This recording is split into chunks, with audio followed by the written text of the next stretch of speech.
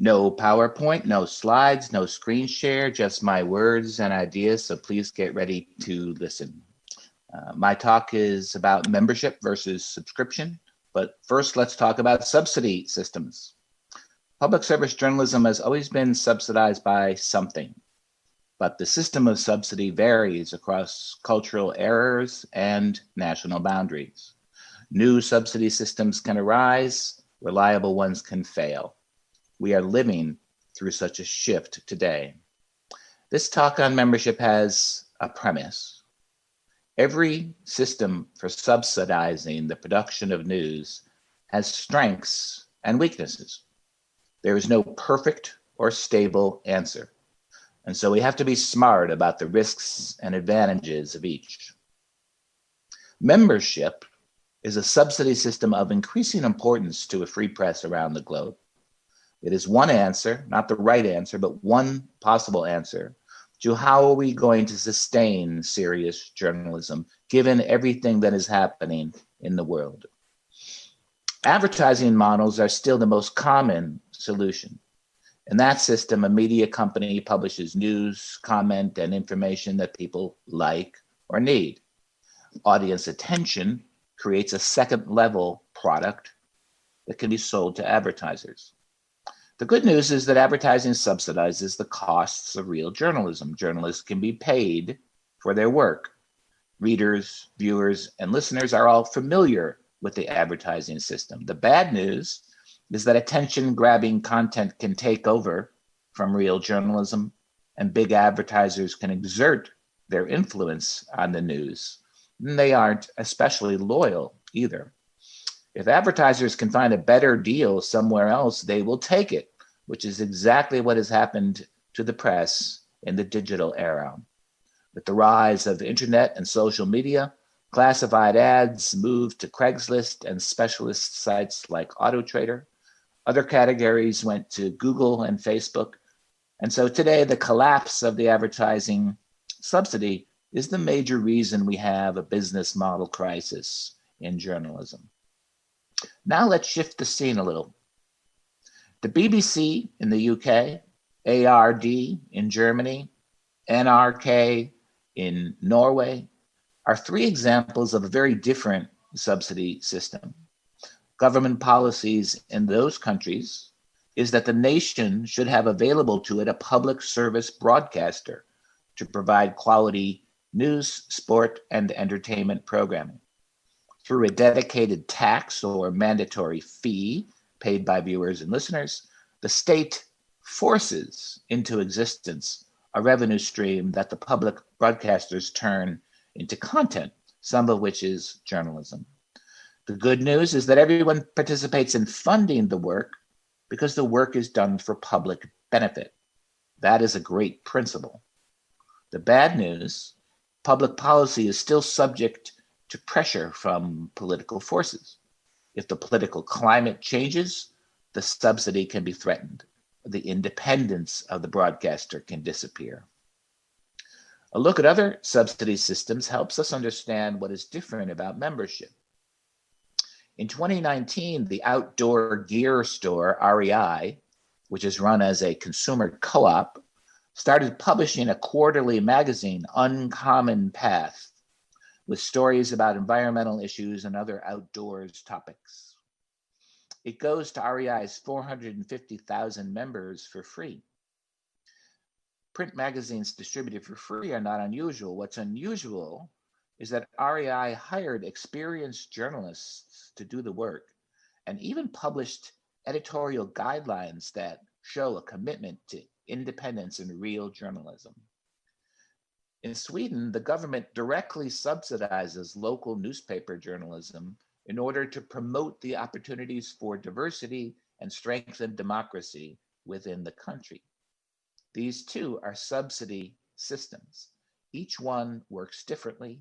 None has completely solved the problem of how do we sustain quality journalism and bring it within everyone's reach. Now I'm going to talk about subscription versus membership. When you can't receive the product unless you pay your share of the costs for producing it, that's subscription. when you can't receive the product unless you pay your share of the costs for producing it. That's subscription. It's not a subsidy system, but an alternative to subsidy, direct payment.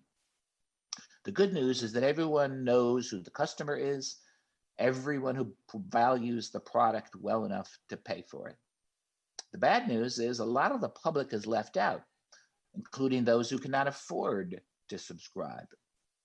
For anyone attracted to journalism by the opportunity to inform the public as a whole, the nation, the province, the town, subscription-only models are a big problem, which is not to say that they are a bad solution.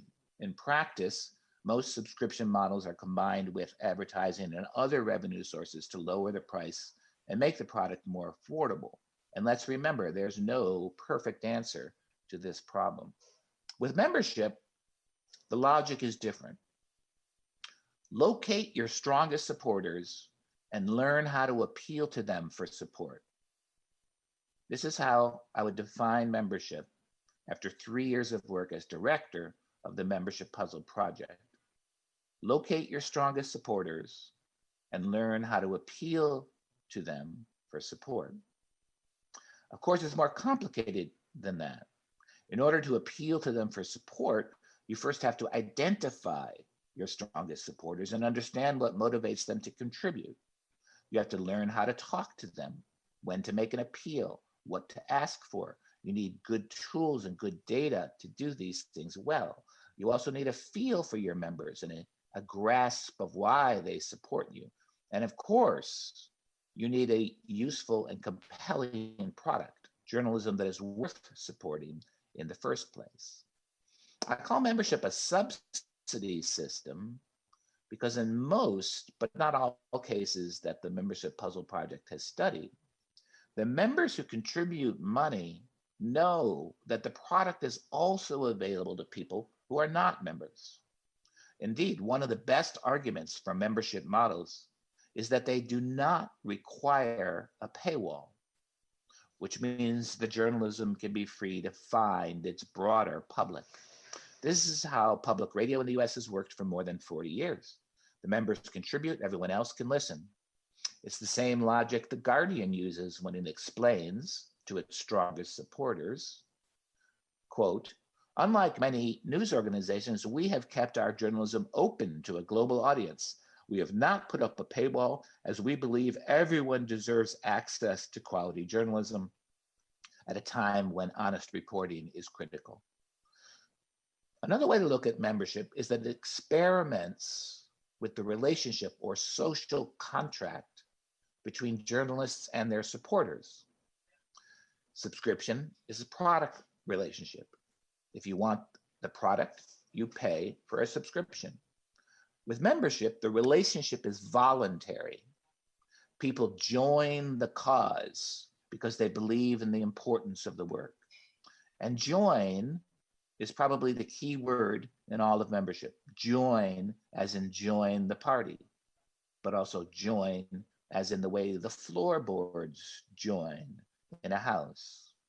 So that's a second way of defining membership. When people join the cause because they believe in the importance of the work. But getting people to join your cause, your site, is just the beginning. What really matters is what you do with the people who have become your members.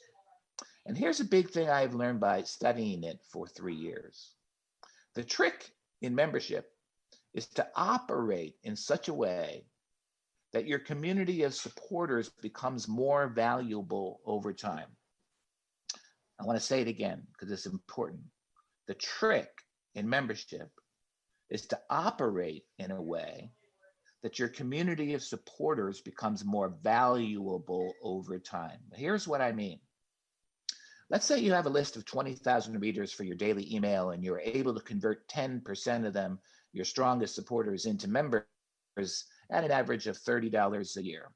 That community of supporters is initially worth $60,000 to your annual budget, which is enough to hire a young reporter.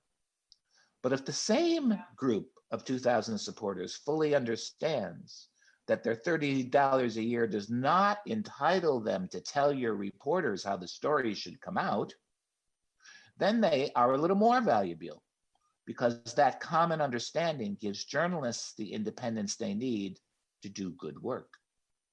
As members become more educated about journalism and how your site works, they become more valuable to have as members. Suppose these supporters gradually learn that being a member of your site means sharing links to stories you've published with their own social networks. Now those supporters are becoming more valuable. They're doing distribution for you. Suppose those 2,000 supporters regularly submit news tips to your site, and they understand that there's a procedure for how best to do that. Following the procedure helps you quickly evaluate whether the tip is any good. And now your members are becoming more valuable. They are extending your eyes and ears. They are adding to productivity. Let's keep it going. If those 2,000 members giving $30 a year come to understand that they are also supposed to contribute their knowledge and experience when it is relevant to investigations you're doing, they're even more valuable. Finally, imagine that the same community of 2,000 strong supporters has entered into a database their credentials, life experiences, job titles, areas of expertise, and special fascinations, so that journalists on your staff can easily look them up and contact them when they are needed. Now they are really valuable.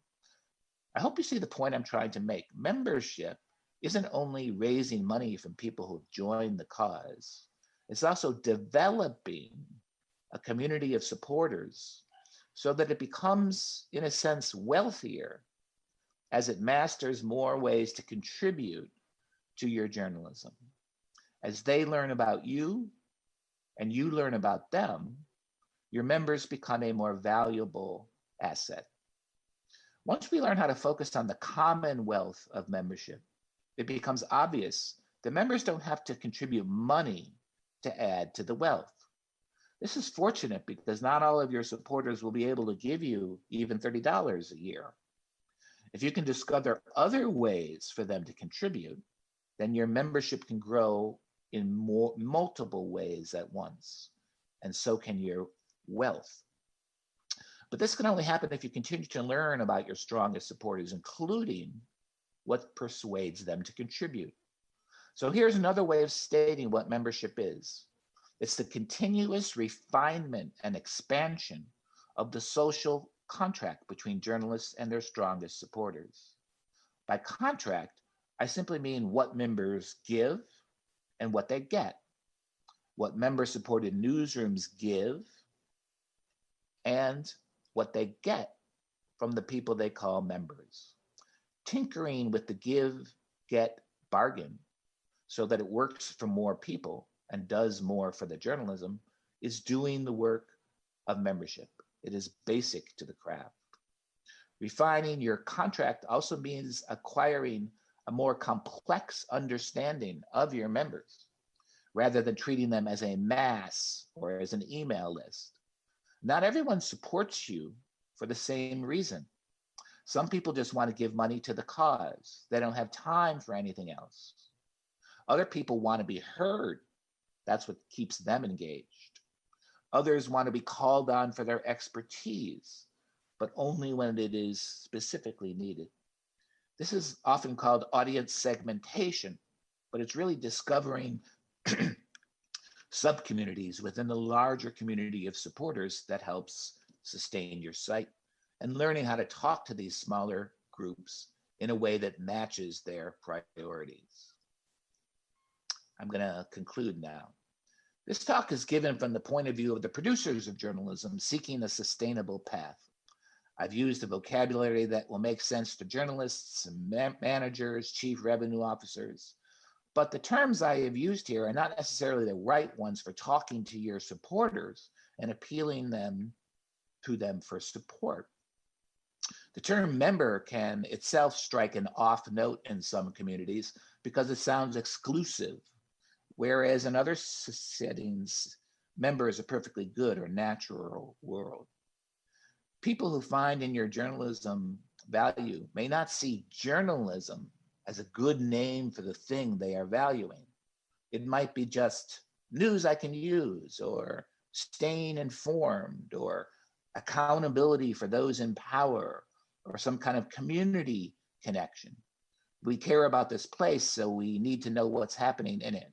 If people strongly believe that, it doesn't matter if they make reference to journalism at all.